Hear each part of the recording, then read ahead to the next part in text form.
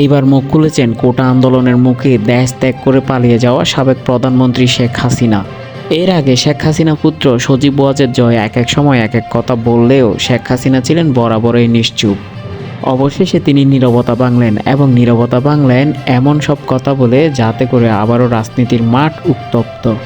ভারতীয় বেশ কিছু গণমাধ্যমের বরাত দিয়ে জানা যায় শেখ হাসিনা বলেছেন, আমি আবারও ফিরে আসবো ইনশাআল্লাহ।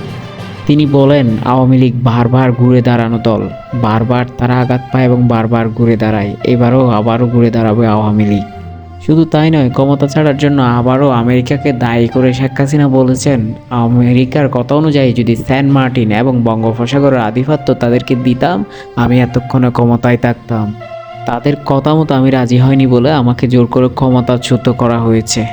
জনগণ এবং নেতাকর্মীদের উদ্দেশ্যে তিনি বলেন, আমার অনেক নেতাকর্মীকে, নিরীহ মানুষকে মেরে ফেলা হয়েছে, ঘরবাড়িতে আগুন দেওয়া হয়েছে, সেই সাথে পাশবিক নির্যাতন করা হচ্ছে। তাদেরকে ধৈর্য ধরে সব কিছু মোকাবেলা করার আহ্বান জানান এই নেত্রী।